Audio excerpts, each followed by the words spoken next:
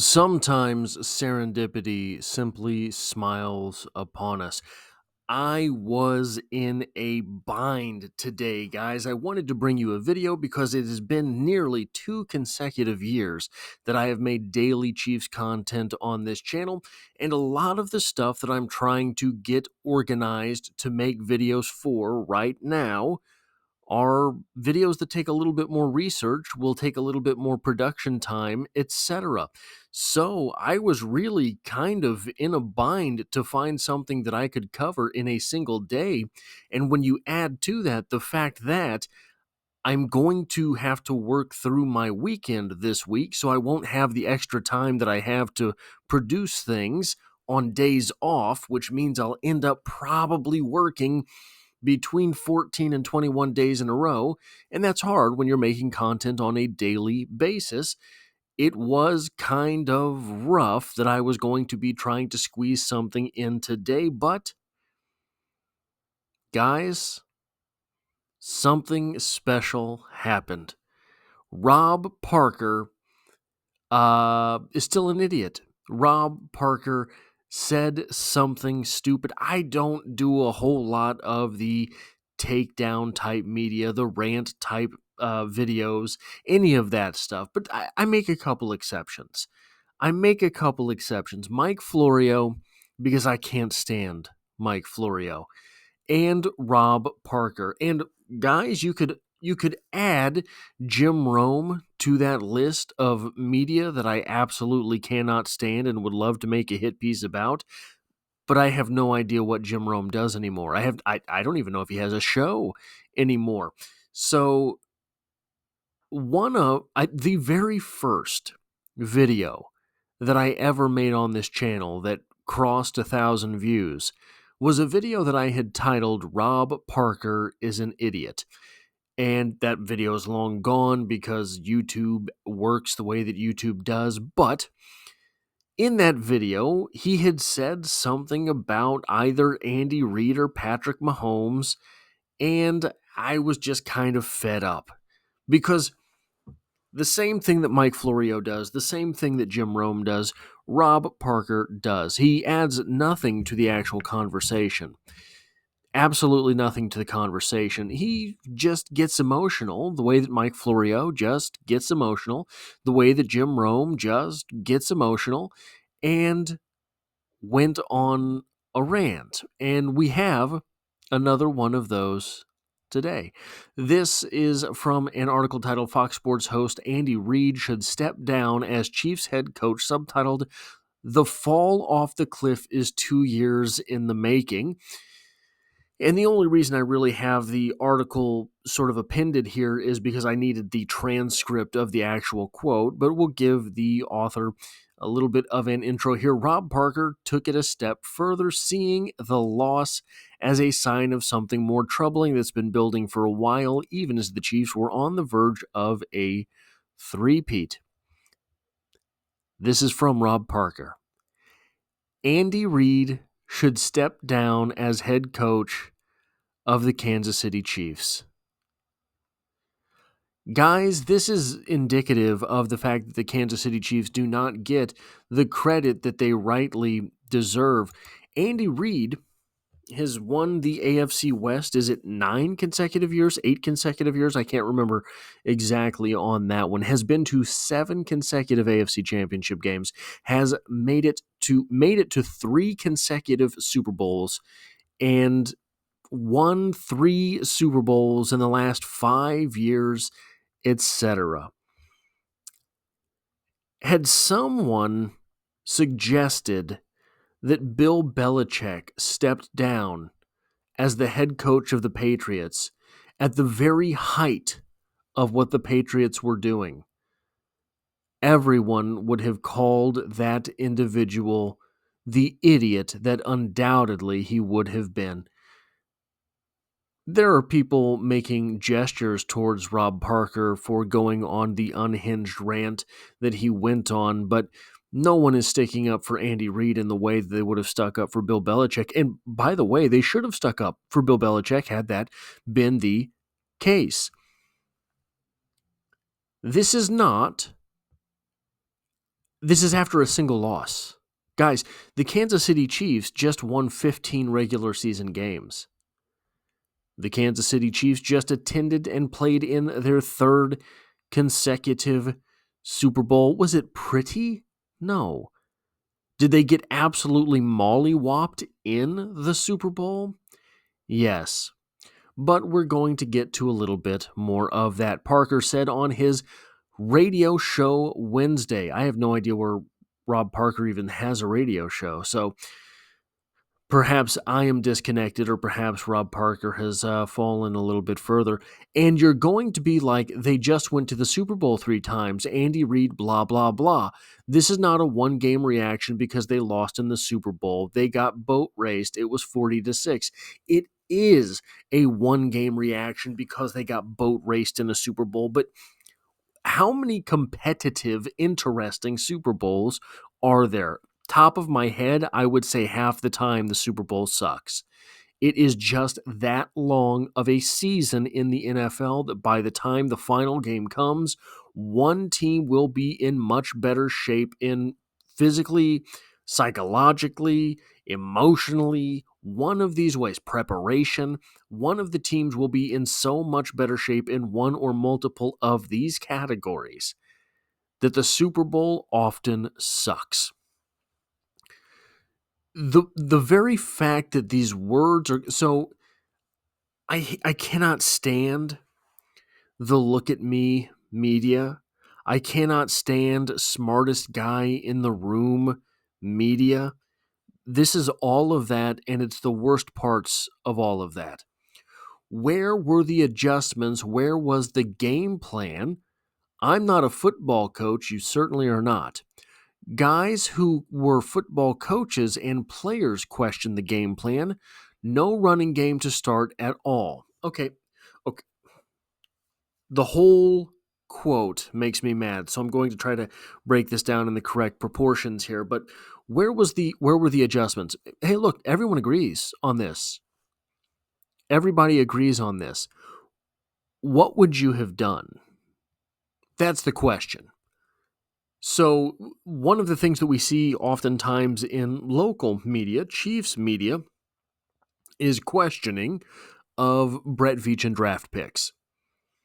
But the question is not, or the point is raised, but the question isn't asked. People say this was a bad draft pick, but the question in return is, who would you have drafted in that place?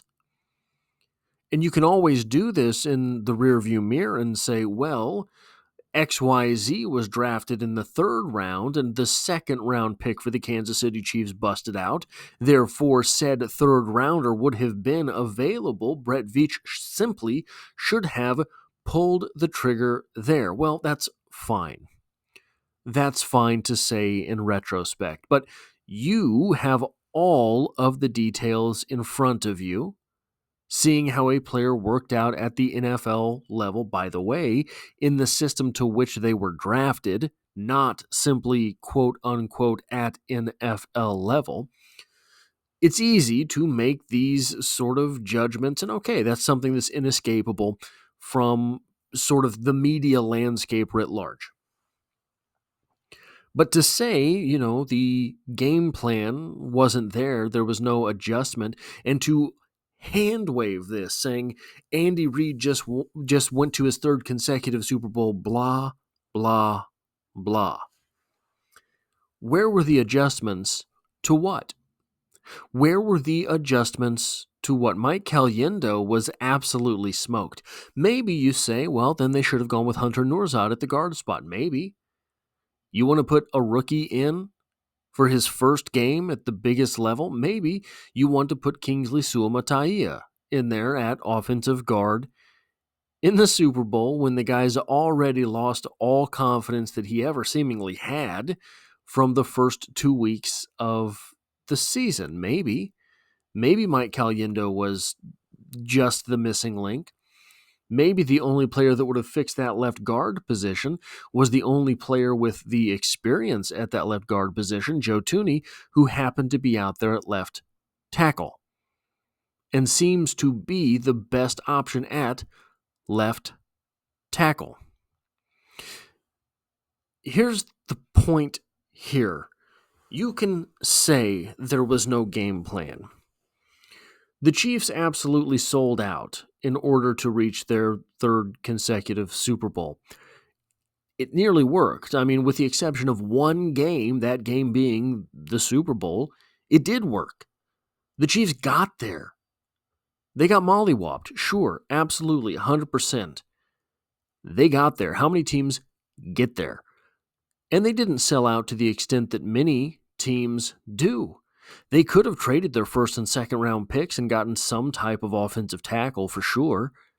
They didn't do that. That would not have guaranteed this Super Bowl any more than a lot of the moves that they made got them there. But boy, it sure would have looked a lot better. That said, you can't game plan that. How do you game plan that? Would I have liked to see more running? Yeah. But here's the most insidious part of this. Here's the most insidious part of this part of the quote. No running game at all. And then you get behind. And then you gotta pass. Well, duh. This is what he did in Philadelphia all the time. Pass happy. Always throwing the ball. They got tired of that in Philadelphia. Here's how you know Rob Parker is expired. Past date. How long has Andy Reid been in Kansas City? Andy Reid has been in Kansas City over a decade. And you want to throw it back to Philadelphia? You want to say that's what he did in Philadelphia? No, Robbie. That's what he's done in Kansas City. You don't have to go 10, 12, 13 years in the past. You can go to last year. And here's another thing on this. Yeah, would I have liked to have seen Kareem Hunt a couple more times? Would I have liked to have seen Kareem Hunt on the field to begin the game as opposed to Isaiah Pacheco? Yeah, I would have. I really would have. When you start saying they should have run the ball more, what you're saying is Patrick Mahomes should have had less control of the game. Now, it's very frustrating when it doesn't work out. But if it didn't work out and Kareem Hunt had run the ball 40 times, the argument 1,000% would have been he should have been throwing the ball. Why take the ball out of the best player in football's hands? It's a double-edged sword, and someone who's been around football commentary as long as Rob Parker has been, he should absolutely see this. For Parker, it wasn't just a one-game issue. He saw a troubling pattern developing. Number 2, this fall off the cliff is 2 years in the making, he says. Last year they won the Super Bowl, so it covered up how bad things were. I'll get through this because this is important. You remember with the receivers and the struggles and Patrick Mahomes. First off, you remember with the receivers and the struggles of Patrick Mahomes. That's not commentary, you twit. Those are just words. You're not actually saying anything when you say those things. Here's another year. Andy Reid is supposed to be an offensive genius.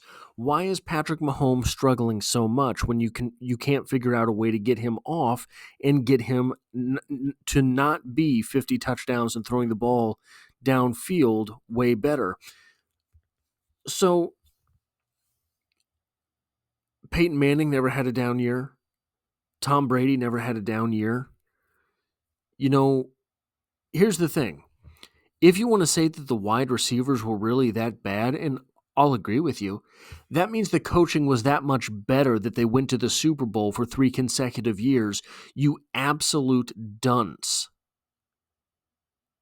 And here's the thing. It's a virtuous cycle. Well, it's the opposite of a virtuous cycle, but it's a virtuous cycle. They win all of these games and they get pushed further and further down the draft. So they don't have the great players available to draft. You pick at 32nd, that means your second pick is at 64th. That means your third pick is at 96th. They don't have all of the best players, plus the fact they have the number one player in the NFL in Patrick Mahomes, which means just sort of by default, their salary cap situation is going to be a bit compromised. So these conflating factors factor in with the fact that, well, they're also a team that does not get on the waiver wire until the very end of things. And it's been this way for a decade.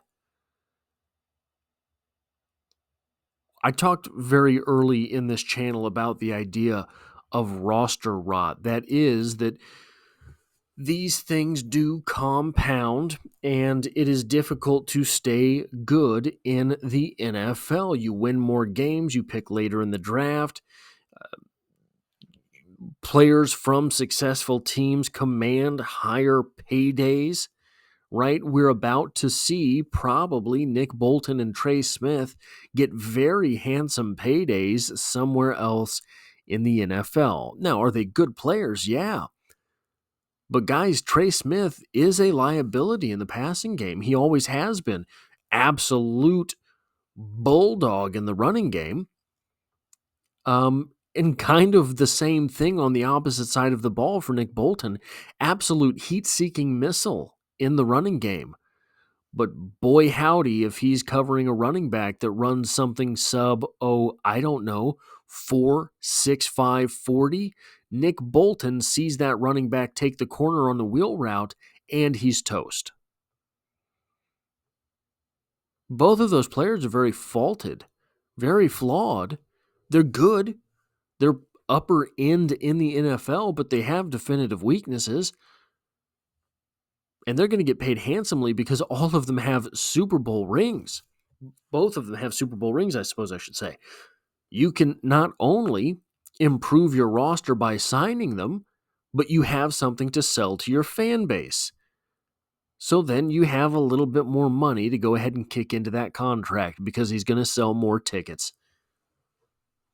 So it becomes harder to hang on to your own free agents when you're as successful as the Kansas City Chiefs have been. Which means that the coaching job has to be that much better to have the sustained success. Falling off a cliff. This fall off the cliff has been 2 years in the making. This fall off the cliff at the end of 3 consecutive Super Bowl runs, this simply does not make sense. This simply does not make sense. Can you admit Patrick Mahomes hasn't been the same quarterback the last 2 years? Andy Reid is supposed to be that guy, and yet we haven't seen it. It's been a nice run. How dismissive. How silly. It's been a nice run. It's been a dynasty. It's been a dynasty. The last 2 years have been disappointing regular seasons. They went 15-2 this season. Yes, they went to the Super Bowl. Yes, they went to the Super Bowl. Yes, they won both those times. Yeah, they won both those times. It is possible to say 31 franchises in the NFL had a disappointing season on any given year. It's possible to say 31 franchises had a disappointing season in the NFL on any given season. The one franchise that you cannot say had a disappointing season is the one that goes home with the Lombardi Trophy.